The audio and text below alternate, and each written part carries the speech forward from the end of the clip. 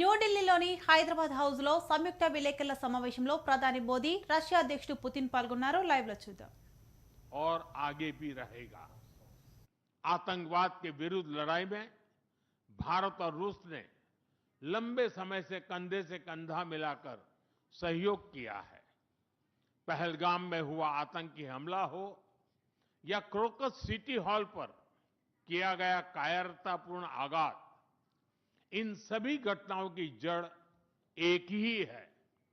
भारत का अटल विश्वास है कि आतंकवाद मानवता के मूल्यों पर सीधा प्रहार है और इसके विरुद्ध वैश्विक एकता ही हमारी सबसे बड़ी ताकत है। भारत और रूस के बीच यूएन, G20, ब्रिक्स, एससीओ तथा अन्य मंचों पर करीबी सहयोग रहा है। करीबी तालमेल के साथ आगे बढ़ते हुए हम इन सभी मंचों पर अपना संवाद और सहयोग जारी रखेंगे। एक्सेलेंसी, मुझे पूरा विश्वास है कि आने वाले समय में हमारी मित्रता हमें ग्लोबल चैलेंजेस का सामना करने की शक्ति देगी और यही भरोसा हमारे साझा भविष्य को और समृद्ध करेगा।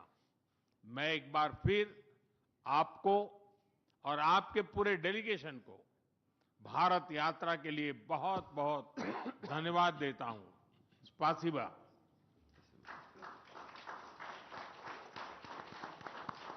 Thank you, sir. May I now request His Excellency Mr. Vladimir Putin, President of the Russian Federation, to give his remarks to the media. Уважаемый господин Distinguished Prime Minister, dear friend, ladies and gentlemen, first of all, I would like to sincerely thank the President of the Republic of India, Draupadi Murmu, you personally, distinguished Prime Minister, and all our Indian colleagues for the warm and hospitable welcome accorded to the Russian delegation. The negotiations that we've just had with the Indian colleagues, and as well as our talk yesterday with distinguished Mr. Modi in the form of Telugu at his residence, the dinner was great. I would like to thank you for this sign of attention. These talks were very useful. They were held in a constructive and a friendly atmosphere in the spirit of the special and privileged partnership between Russia and India. I would like to point out that we and Prime Minister Modi have established close working dialogue. In September this year, we met during the SEO summit in Tianjin. We are regularly having telephone calls. We are personally overseeing some aspects of the development of Russian-Indian cooperation, all the strategic avenues, and also we are monitoring the course of the implementation of key bilateral projects. And today, with the participation of our delegations, we have meticulously and substantively reviewed the whole range of relevant questions of the Russian-Indian multifaceted interaction. We exchange our opinions on the relevant global and regional subjects. In the joint statement that we've adopted with Mr. Modi, we've delineated the priority objectives on the further reinforcements of our ties in the politics and security, economy, trade, in humanitarian and cultural spheres. As you saw yourself, we have signed an impressive package of intergovernmental, interagency and corporate agreements. Many of those agreements are intended to broaden the economic cooperation between Russia and India. And this is entirely natural, due to the fact that our countries are important partners of one another in trade, investment and technologies. Last year, our bilateral trade turnover has grown by 12%, setting another record. According to different data, this number may look different, but it is generally around $64 billion. Currently, we are forecasting that the results of this year will remain at the same impressive level. At the same time, as I perceive it, we are up to the task of getting this number to the level of $100 billion. And to reach this important goal, we have harmonized the program of development of Russian-Indian economic cooperation until 2030. This comprehensive document gives us concrete set of objectives. The Intergovernmental Commission, the ministries and different agencies of the economic bloc of both countries have set objectives to remove barriers hampering the goods flows and capitals, the implementation of joint projects and deep technology and innovation cooperation. And distinguished Prime Minister gave us a whole list of challenges that deserve the most attentive focus of our government. We will do that. The growth of Russian-Indian commercial links would be helped by the creation of a free trade zone between India and the Eurasian Economic Union. We are already conducting work on the corresponding agreement. I would like to note with satisfaction that our countries are gradually moving to the use of national currencies in mutual settlements. The share of these national currencies is already 96% in commercial deals. We've established resilient channels of credit, financial and interbanking cooperation. Russian economic operators have broadened the sphere of use of Indian rupees, which we receive from the fulfillment of export contracts. Russian rubles are being used to provide loans for large joint projects. We are also seeing successful partnership in energy. Russia is a reliable supplier of oil, gas, coal and everything that is required for the development of India's energy. We are ready to continue uninterrupted shipments of fuel for the fast-growing Indian economy. Of course, the bilateral interaction in energy does not limit to that. We are also conducting a flagship project to build the largest Indian nuclear power plant, Kudankulam. 2 out of 6 reactor units have been already connected to the energy network and 4 are still under construction. Getting this nuclear power plant to full power output will give an impressive contribution to the energy requirements of India. It will help supply Indian enterprises and houses with cheap and clean energy. We presume that we could talk about the construction of small modular reactors and floating nuclear power plants, and also non-energy application of nuclear technologies, for example in medicine or agriculture. We are working with our Indian partners to build new, effective international transport logistic routes, including the projects to create an international north-south transport corridor from Russia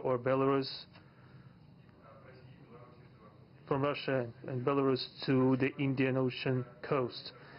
There are large opportunities for bilateral trade due to the broadening of the trans-Arctic transport corridor infrastructure, including its main artery, the Northern Sea Route. There are many other sectors of the economy where Russia and India have garnered positive experience. We are conducting joint initiatives in industry, machine manufacturing, digital technologies, space exploration, and other science-intensive avenues. For example, in accordance with the commercial agreement signed during the visit, there will be a large Russian-Indian pharmaceutical factory built in the Telugu region in Russia. We will be starting the production of high-quality anti-tumor medicinal drugs using the advanced Indian technology. In their turn, Russian enterprises will be establishing the production of industrial products in the framework of the Make in India program, which is a hallmark project of distinguished Prime Minister Modi. The prospects of the reinforcement of the interaction of Russian-Indian entrepreneurs and business circles are discussed in detail during the ongoing Business Forum in New Delhi. We are going to take part in the plenary session of this event today together with Mr. Modi. The humanitarian cooperation between Russia and India is also of a multifaceted character. Our peoples throughout centuries have been sincerely interested in the traditions, history and spiritual values of each other. Scientific and educational contacts, exchanges from among the youth and public are also actively developing. The regular alternating festivals of Russian Indian cinema are always popular. From year to year we see the increase in tourist flows.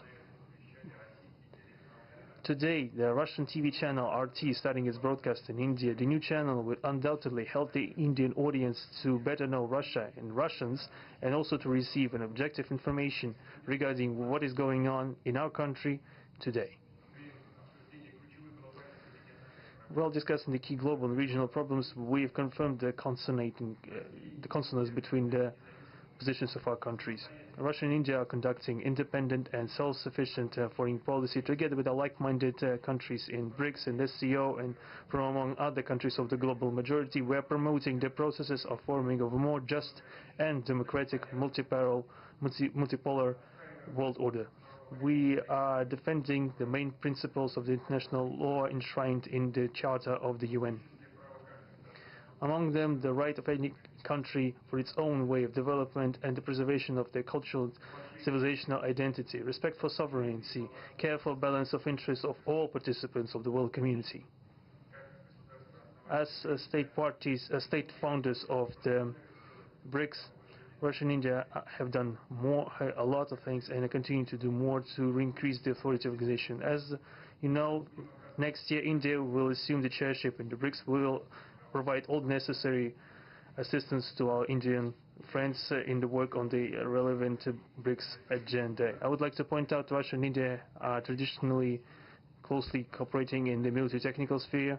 Our country for the last half a century has been helping to arm and modernize the Indian Army, including the air defense forces, aviation and the Navy.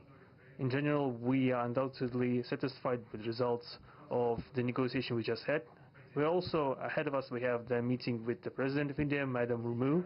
But even now, I can express my confidence that the current visit and the agreements reached will help the further deepening of the Russian-Indian strategic partnership for the benefit of our countries and the peoples of India and Russia. Thank you for your attention. Thank you, sir. That concludes the press statements. Ladies and gentlemen, thank you for your presence.